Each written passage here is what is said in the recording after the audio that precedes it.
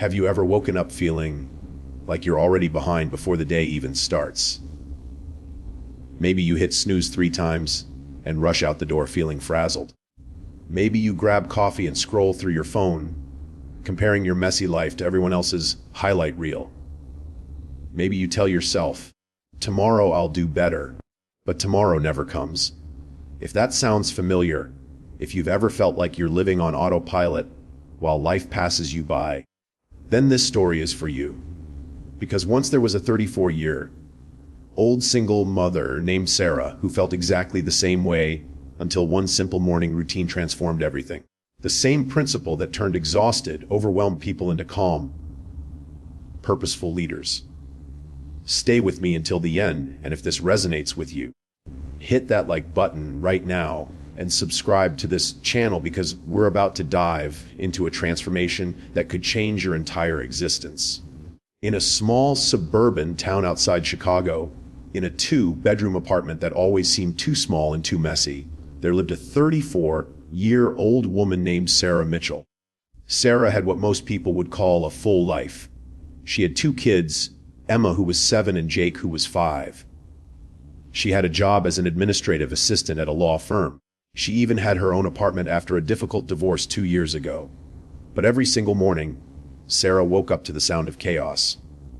Her alarm would go off at 6:45 a.m., but she'd hit snooze until 7:15. She'd jolt awake in a panic, realizing she had exactly 45 minutes to get herself and 2 children fed, dressed, and out the door. The routine was a nightmare. She'd stumble to the kitchen, stepping over toys she'd been too tired to pick up the night before. Make toast because there was no time for real breakfast. Yell at the kids to get dressed while she threw on whatever clothes were clean. Fight with Emma about her hair. Search frantically for Jakey's other shoe. Realize she forgot to pack lunches the night before. Throw granola bars and juice boxes into backpacks. Rush everyone into the car. Speed to school drop-off, arriving just as the bell rang. Drive to work with her heart racing, her coffee spilled on her shirt, and a headache already forming behind her eyes. Her coworker Linda, a woman in her 50s who always seemed calm and put together, would sometimes comment when Sarah rushed into the office at 9:03 a.m., "Rough morning." Sarah would force a laugh. Just the usual chaos. You know how it is with kids. But Linda would look at her with something like concern. "Sarah, you look exhausted. When's the last time you had a morning that didn't feel like a crisis?" Sarah had no answer, because the truth she couldn't admit, even to herself, was this. She couldn't remember the last time she'd woken up feeling rested, peaceful, or ready for the day. Every morning felt like surviving, not living. Surviving, she moved through her mornings like a soldier in battle, reacting to whatever emergency came next. Spilled milk, missing homework, traffic. She never felt ahead. She was always catching up, always behind, always running on fumes. The thought that haunted her every night, as she collapsed into bed at 11 p.m., too exhausted to even wash her face, was this. Is this really what the rest of my life looks like? Am I going to spend the next decade just barely making it through each day? There has to be a better way, she thought. But what? I'm already doing everything I can. I can't wake up any earlier. I'm already exhausted. One rainy Tuesday morning in October, Sarah was running late again. She'd stayed up until midnight doing laundry and preparing for a big meeting at work. Her alarm went off at 6:45, but she was so deeply asleep that she didn't hear it. She finally got up at 7:35 to Jake standing beside her bed. "Mommy, I'm hungry." Sarah's heart dropped. They had 25 minutes to get to school. She flew into action, but everything went wrong. Emma couldn't find her backpack. Jake spilled an entire bowl of cereal on the floor. Sarah realized she'd forgotten to put gas in the car the night before. They were going to be late. Very late. She dropped the kids off at 8:47, 17 minutes after school started. Emma had to get a tardy slip again. As Sarah pulled away from the school, she saw her daughter's shoulders slumped as she walked into the building alone, late, embarrassed. And something inside Sarah broke. Not with frustration, with shame. "I'm failing them," she whispered to herself. tears streaming down her face as she sat in the school parking lot. I'm their mother, and I can't even get them to school on time. What am I doing wrong? Then 3 days later, something happened that forced everything to a head. Sarah's boss called her into his office. Sarah, we need to talk about punctuality. You've been late 14 times in the past 2 months, and yesterday you missed the client meeting entirely because you said you had a family emergency. My son's school called. He was sick. I had to. I understand you're a single parent, I do. But this firm requires reliability. I'm putting you on a 30-day performance review. If the tardiness continues, we'll need to discuss other options. Other options meant being fired. Sarah walked back to her desk, her hands shaking. She sat down, stared at her computer screen, and felt the walls closing in. If she lost this job, she couldn't pay rent. She couldn't feed her kids. The custody agreement with her ex-husband said she needed stable employment. If she lost her job, she could lose her children. That night, after the kids were finally asleep, Sarah sat on her kitchen floor at 10:30 p.m., surrounded by dirty dishes and unopened mail, and asked herself a question she'd been avoiding for 2 years. How did I become this person? How did I become someone who can't even handle a simple morning routine? The next morning, Sarah did something she'd never done before. Instead of rushing to get the kids ready, she woke up early. 5:30 a.m. The house was still dark and quiet. She made herself coffee and sat at the kitchen table with no phone, no TV, just silence. And she admitted to herself what she'd been denying. She was drowning. She needed help. She Googled single mom support groups near me and found a meeting that afternoon at a community center. She'd never gone to anything like this before. She was embarrassed, but desperation overrode pride. At 1:00 p.m., Sarah walked into a small room where 8 women sat in a circle. The facilitator was a woman named Rachel, probably in her early 40s, with kind eyes and an air of calm that Sarah immediately envied. Welcome. You must be Sarah. We're glad you're here. Sarah sat down, her hands gripping her purse. The women went around sharing their struggles: single parenting, financial stress, exhaustion. Sarah felt seen in a way she hadn't in years. When it was her turn, she started talking and couldn't stop. She told them everything: the mornings, the tardiness, the job warning, the fear of losing her kids, the crushing guilt of feeling like a failure. When she finished, there was silence. Then Rachel spoke. Sarah, can I ask you something? What time do you go to bed? Usually 11. There's just so much to do. And what time do you wake up? 6:45. Sometimes 7:15 if I hit snooze. Rachel nodded slowly. And your mornings are chaos. Complete chaos. Here's what I'm hearing. You're going to bed late, waking up late, and then spending your entire morning in crisis mode. Is that fair? Sarah nodded, feeling defensive. But I don't have a choice. By the time the kids are asleep and I do dishes and laundry and... Stop, Rachel said gently.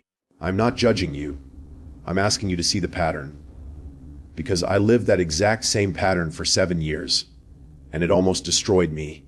Sarah looked up. What changed? Rachel leaned forward. I learned something that saved my life. Your morning doesn't start when you wake up. Your morning starts the night before. And the quality of your morning determines the quality of your entire day, which determines the quality of your entire life. She pulled out a small planner from her bag. I want to show you something. This is my morning routine. It's not complicated. It's not Instagram perfect, but it works. And if you're willing to try it for 30 days, I promise you, your life will look different. Sarah felt a flicker of hope mixed with skepticism. I've tried morning routines before. I can't wake up at 5 a.m. and meditate and journal and exercise. I'm too tired. I'm not asking you to do any of that, Rachel said. I'm asking you to do something much simpler. But you have to do days. No excuses. No, I'll start tomorrow. Starting right now. Can you do that? Sarah thought about her boss's warning, her daughter's slumped shoulders, her own exhaustion. Yes, I'll do it. Good. Rachel opened a planner and showed Sarah a simple page with 3 sections. This is the only system you need. 3 parts, that's it. Part 1, The Night Reset. Part 2. The Morning Launch. Part 3. The Proof Ritual. Let me explain. Rachel pointed to the first section. The Night Reset. This happens every single night at 9 p.m. Not 10, not 11. At 9 p.m., no matter what's happening. You do 5 things that take exactly 20 minutes total. 1. Set out tomorrow's clothes for you and the kids. All of it. Socks, shoes, everything. 2. Pack lunches and put them in the fridge. 3. Put school bags by the door with everything needed. 4. Tidy the kitchen for 10 minutes. Not deep clean. Just clear counters and load the dishwasher. 5. Set your alarm for 5:45 a.m. and put your phone in another room. Sarah was already shaking her head. I can't go to bed at 9. That's the lie you keep telling yourself, Rachel said firmly but kindly. The truth is, you're staying up late doing things that could wait or don't need to be done at all. Scrolling social media, watching TV, worrying. None of that is more important than being present for your children the next day. So here's the rule. At 9 p.m. you stop. She moved to the second section. The morning launch. This happens between 5:45 a.m. and 7:30 a.m. You wake up at 5:45 before the kids. You have 45 minutes that belong only to you. First 15 minutes, make coffee or tea and sit in silence. No phone, no TV, just breathe and be awake. Next 15 minutes, move your body. Walk around your apartment, do stretches. Nothing intense, just movement. Final 15 minutes, plan your day. Write down your top 3 priorities and 1 thing you're grateful for. That's it. At 6:30 you wake the kids. But now you're calm, dressed, and ready. You're not reacting. Sarah felt tears forming. That sounds impossible. I can't wake up at 5:45. You absolutely can, Rachel said. But only if you go to bed at 9:30. Sleep is non-negotiable.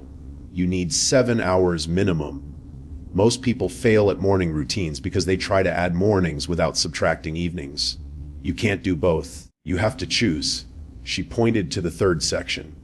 The proof ritual. Every night before bed, you write 3 things. 1. Did I complete my night reset? 2. Did I complete my morning launch? 3. What went well today? This keeps you honest. You can't lie to yourself when you write it down. After 30 days, you'll have 30 pages of proof that you're changing. Rachel looked Sarah in the eyes. Here's what I know will happen. The first week will be brutal. You'll want to quit. You'll sleep through your alarm. You'll skip the routine. Your brain will tell you it's not working. That's normal. Push through. By week 2, your body will start to adjust. By week 3, you'll notice changes. By week 4, you won't want to go back. She closed the planner. 30 days, Sarah. Show me what you build. If you do this, really do this, your life will transform. Not because mornings are magic, because you'll finally be in control instead of constantly reacting.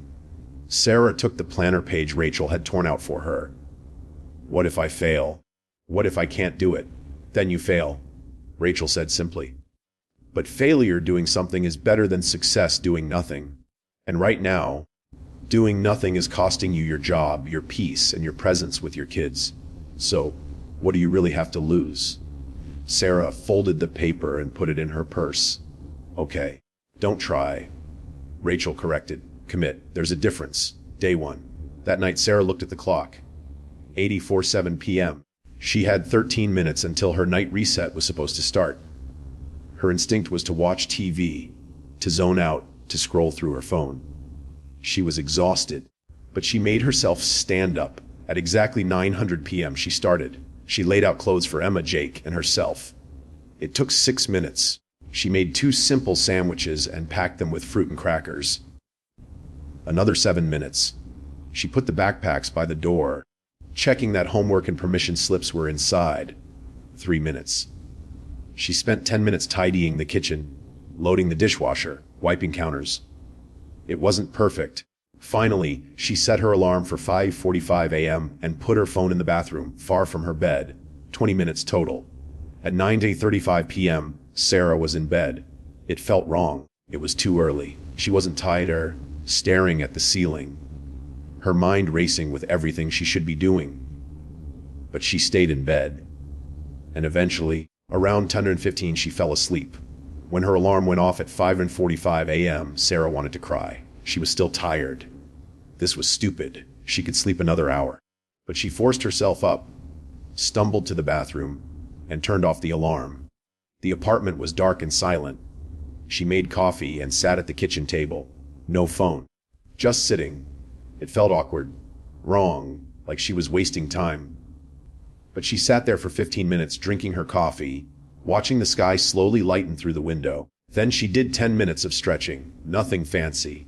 Just movement. Her body ached. At 6:15, she wrote in the small notebook she'd bought.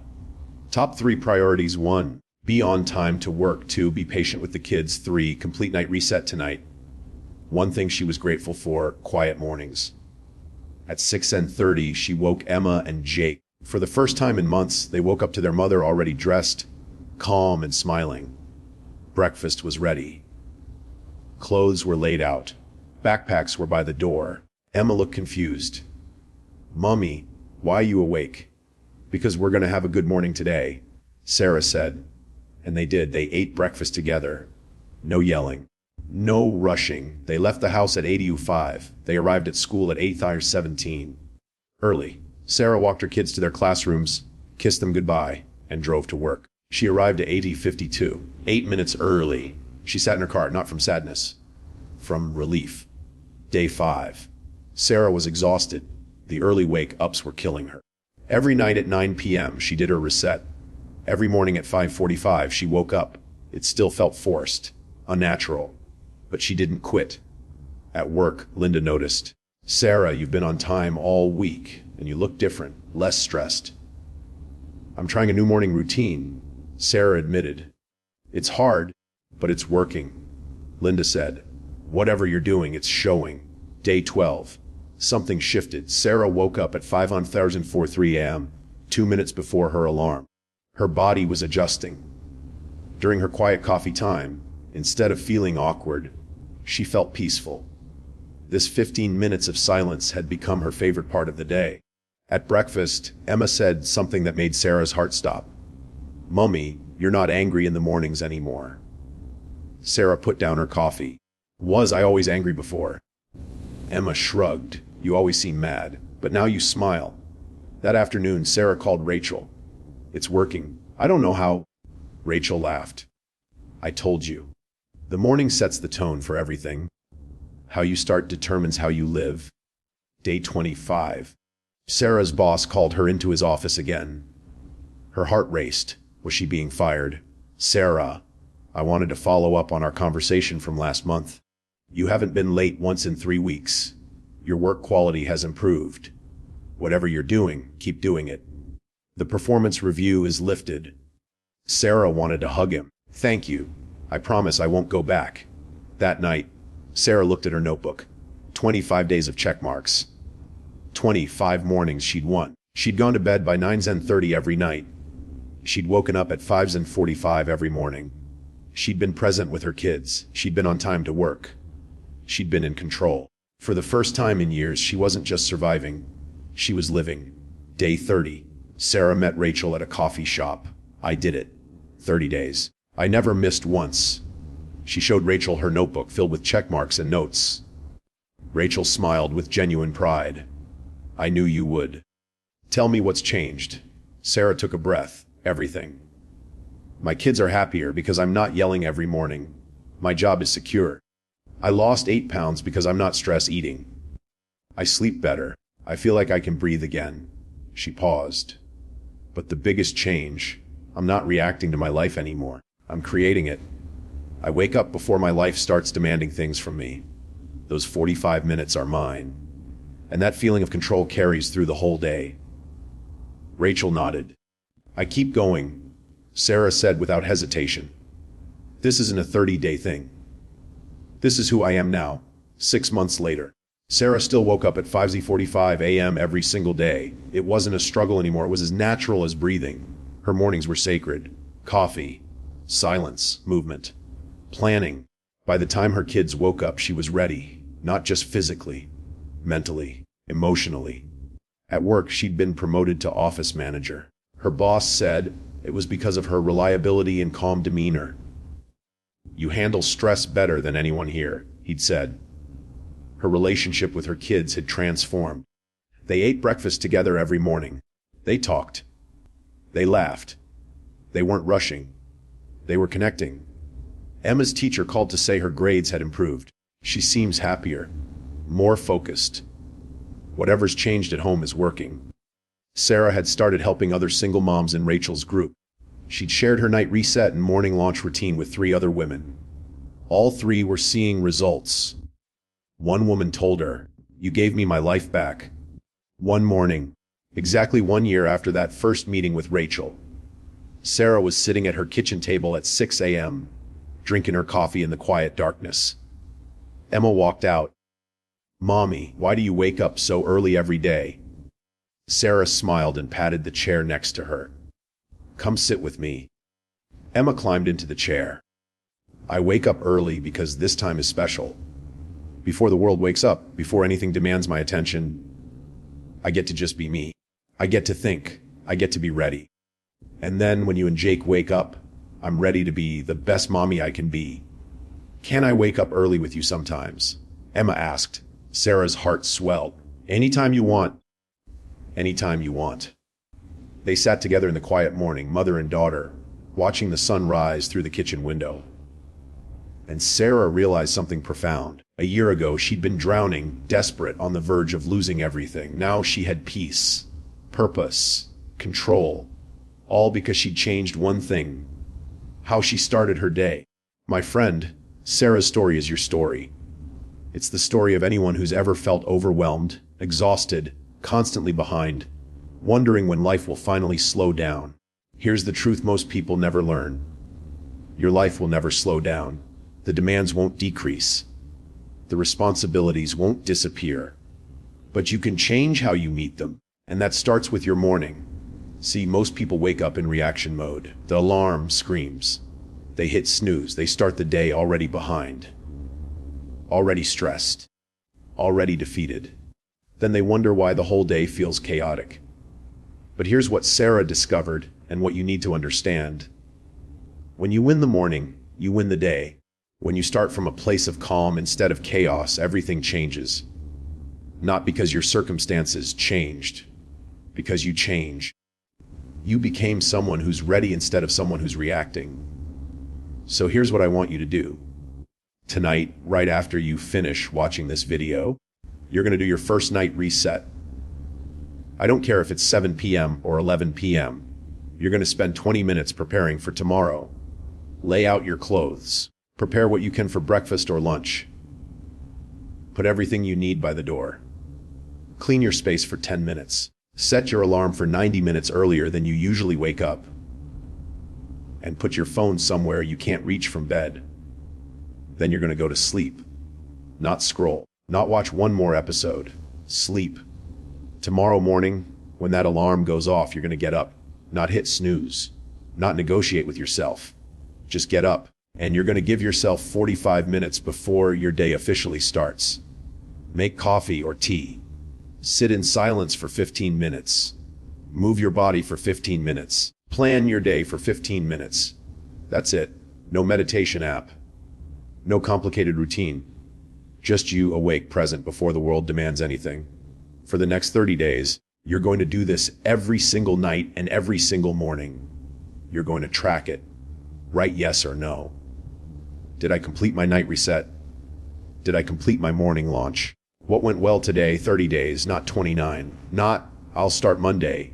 30 consecutive days starting tomorrow. I promise you this.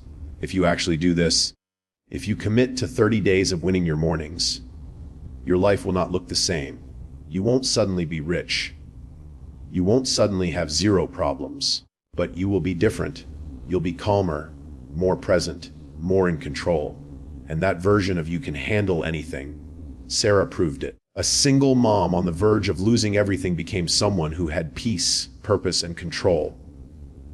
Not because her circumstances got easier, because she got stronger. And it started with one simple decision: to own her mornings instead of letting her mornings own her. Your challenge is this: 30 days. Night reset at 9 p.m. Morning launch starting 90 minutes before you currently wake up. Every single day, no exceptions, no excuses. If you're ready to turn your life around, if you're ready to stop drowning and start living, hit that like button right now as your commitment to yourself. I want to see those likes because each one represents someone choosing to change. Drop a comment and tell me, what time will you wake up tomorrow? Write the exact time. Let's create accountability.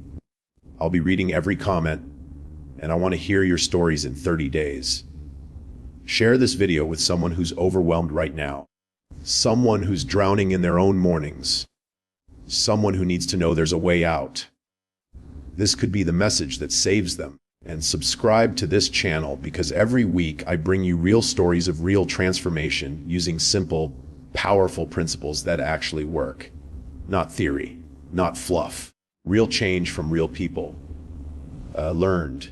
Remember what Sarah learned. Your morning doesn't start when you wake up. It starts the night before. Win the night.